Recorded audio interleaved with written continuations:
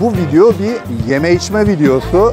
Bir çay ve bir açma aldım. Bir hamburger, şöyle görüyorsunuz. Bir İtalyan restoranına geldim. Yemenin de bir sınırı var. Bu tatlının fiyatı da filtre kahve. Yine bir cheesecake söyledim. Artık benim yiyecek yerim kalmadı. Ama karnım da çok acıktı. Şöyle bir çorba içsem yeter bana. Çok meşhur bir kahveci, dünyaca ünlü. Dünyaları yedik, dünyaları yedik.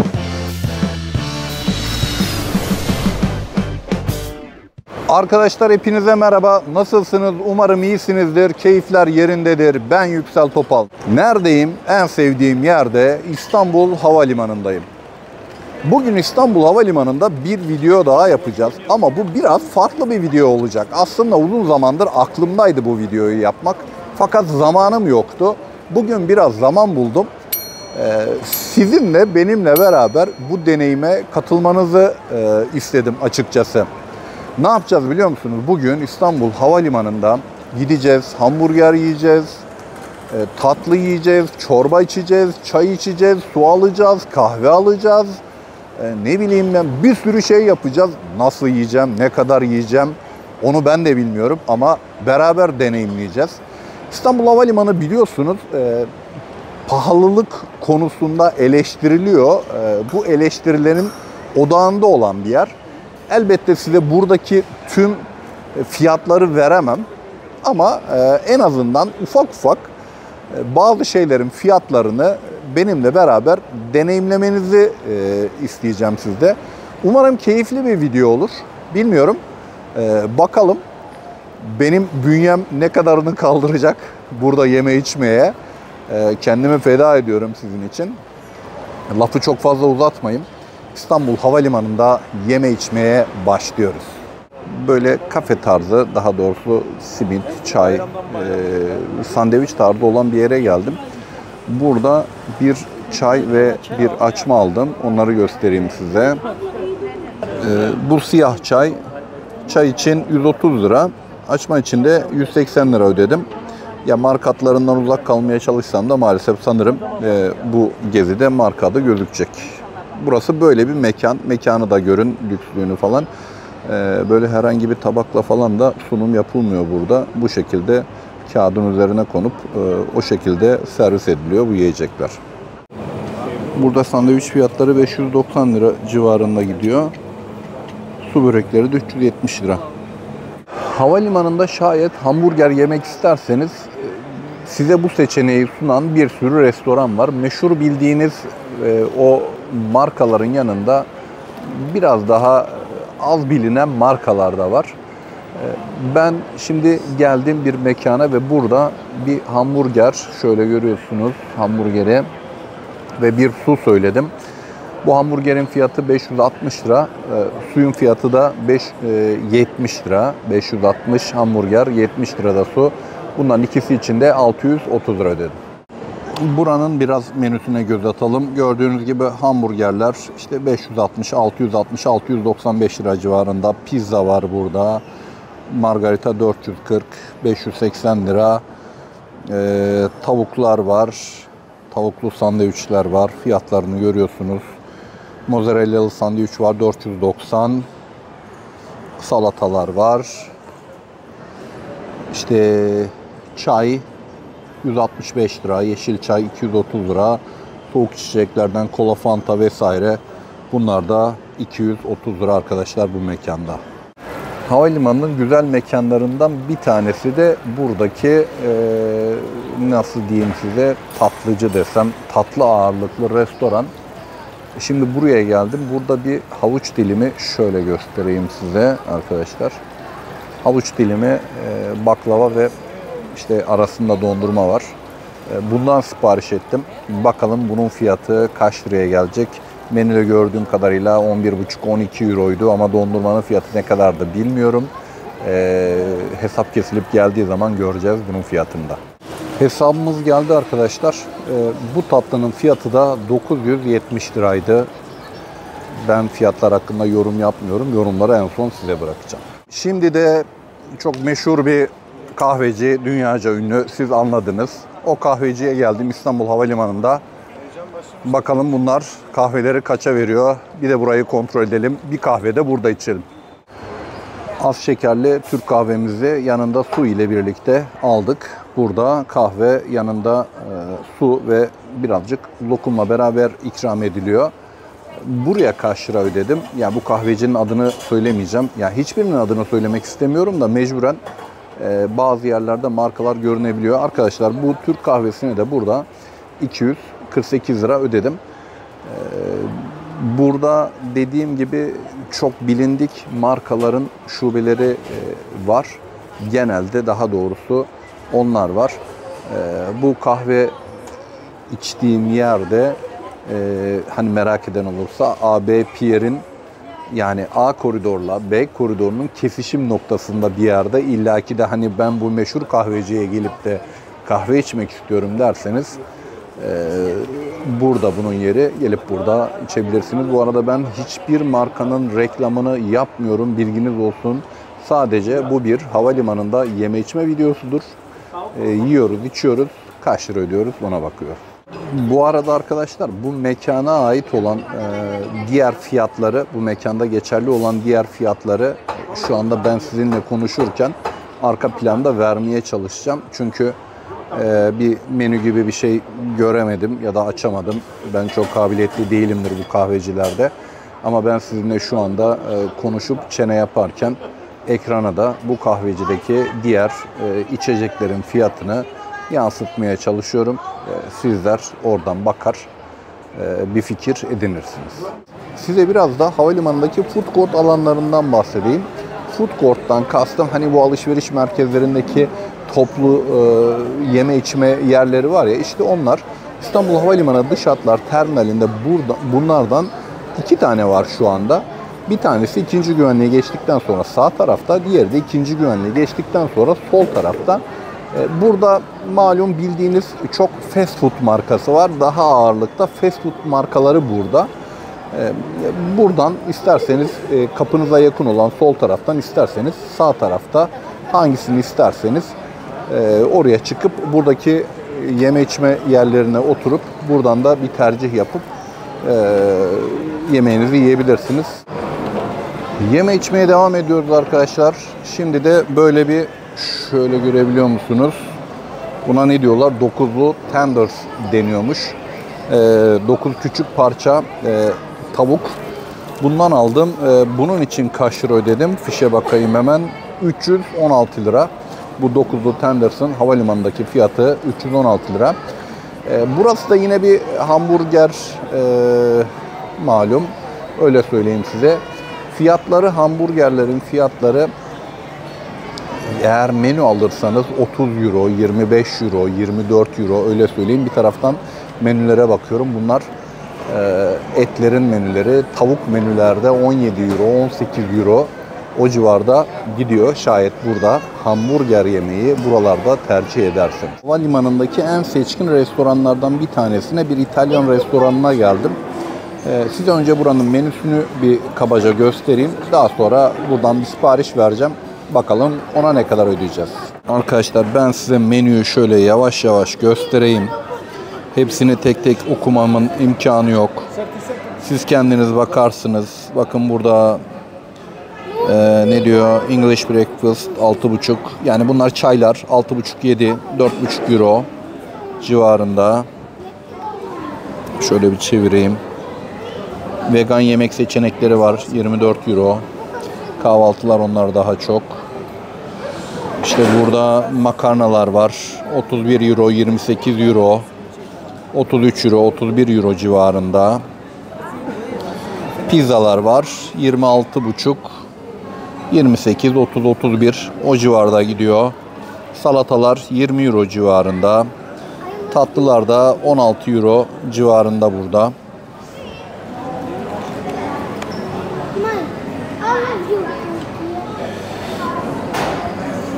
Diğerlerine geçiyorum arkadaşlar. Şimdi bakalım buradan bir sipariş verelim. Panna cotta adında şöyle bir İtalyan tatlısı varmış arkadaşlar. Bu tatlının siparişini verdim. Bunun tadına bakacağız. Bakalım bu panna cotta nasıl bir tatlı ve ne kadar ödeyeceğiz onu da yedikten sonra göreceğiz. Tatlı gerçekten güzeldi. Tabii fiyatını merak ediyorsunuz. Bu tatlının fiyatı da 796 liraydı arkadaşlar. 796 lira ödedim bu tatlıya. İlk defa yediğim bir İtalyan tatlısıydı. Sütlü bir tatlı. Ne çok ağırdı ne de çok hafifti. Bizim YouTube videosu biraz gurme videosu gibi oldu ama idare edin. Devam ediyoruz.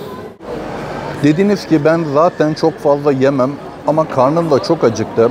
Şöyle bir çorba içsem yeter bana. Bir mercimek çorbası içsem yeter bana dediniz. Bu mercimek çorbası için ise 195 lira ödemeniz gerekiyor. Burada mercimek çorbasına 195 lira ödedim. Şöyle bir soda aldım. Bu sodanın fiyatı da 140 lira arkadaşlar. En masum karnınızı doyurabileceğiniz şeyler bunlar olabilir. Bunların fiyatı da böyle. Yeme içmeye devam ediyoruz. Şimdi yine Bosporus alanında farklı bir mekana geldim. Diyelim ki canınız çikolata istedi ve bir çikolata almak istiyorsunuz. Farklı fiyatlar var çikolatayla alakalı da şöyle göstereyim size. Elimde çok bilindik bir çikolata var. Bu çikolatanın fiyatı burada aldığım yerde 180 liraydı ama 200 liraya satılan yerler de var. Ben burada yanına bir de çay aldım böyle karton bardakta büyük. Çayın fiyatı da sanırım 130 lira. Evet. 180 lira çikolata, 130 lira da çayın fiyatı. Şimdi aslında çikolatalarıyla ünlü bir yere geldim. Burada şöyle bakın arkadaşlar bir filtre kahve, yine bir cheesecake söyledim. Bakalım bunlara kaç lira ödeyeceğiz. Şöyle çevireyim. Göründü mü görünmedi mi emin değilim. Bakalım bu filtre kahveyle bu cheesecake'e de kaç lira ödemiş olacağız. Birazdan göreceğiz. Ben şimdi kahvemi içeyim, cheesecake yiyeyim. Buradaki fiyatlara bir göz atalım. Burada da arkadaşlar mesela cheesecake'ler var 435 lira civarında. Burada neler var? İşte çikolataya batırılmış çilek tanesi 145 lira. Sonra waffle'lar var 800. Şöyle çevireyim yine şuraya bakalım.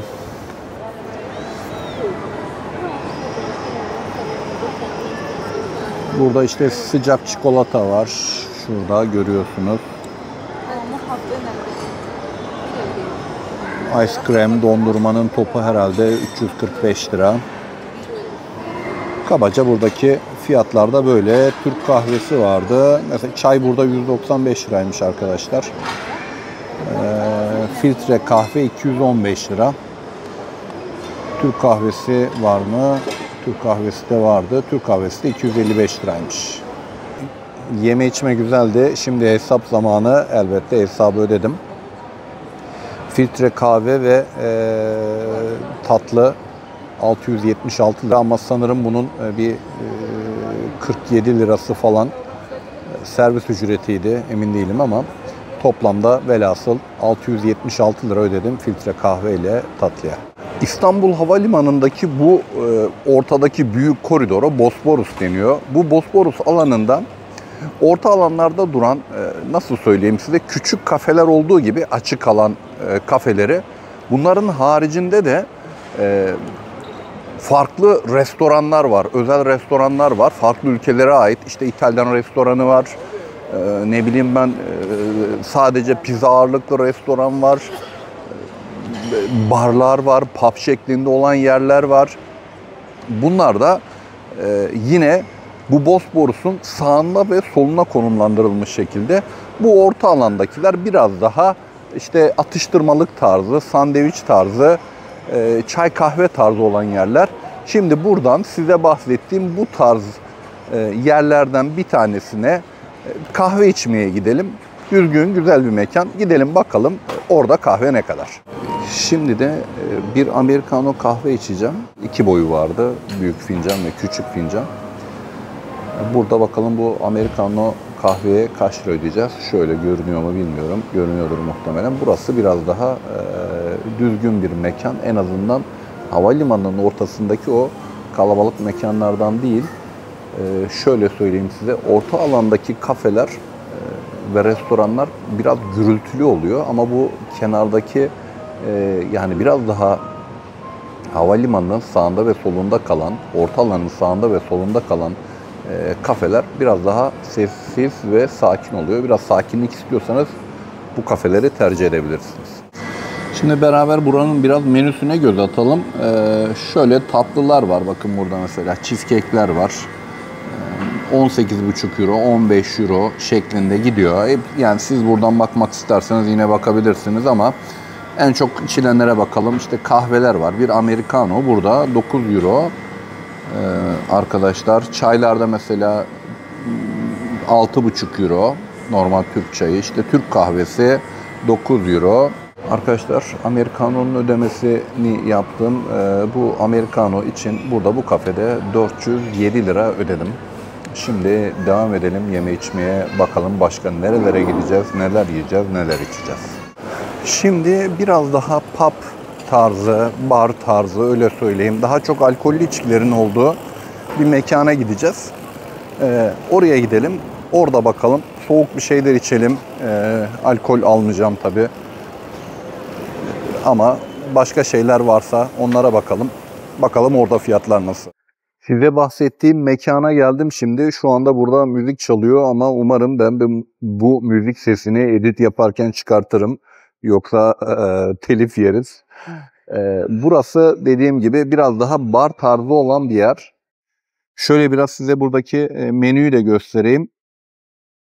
Burada bu tarz meyve suları var. Taze sıkılmış meyve suyu yokmuş. Fiyatlarını görüyorsunuz işte 7 euro, 7 euro civarında fiyatları var. Bunların burada Coca-Cola 6,5 euro, 6,5 euro. Soğuk içecekler, dondurma var, baklava var mesela 11,5 euro. Yine çikolatalı brownie var 11,5 kilo tatlılar olarak. İşte ana yemek çeşitleri var. Tavuklar 23 euro, dana 27 euro. Bu şekilde Viyana Schnitzel 29,5 euro. Viyana'da bile bu fiyata değil. Yapacak bir şey yok.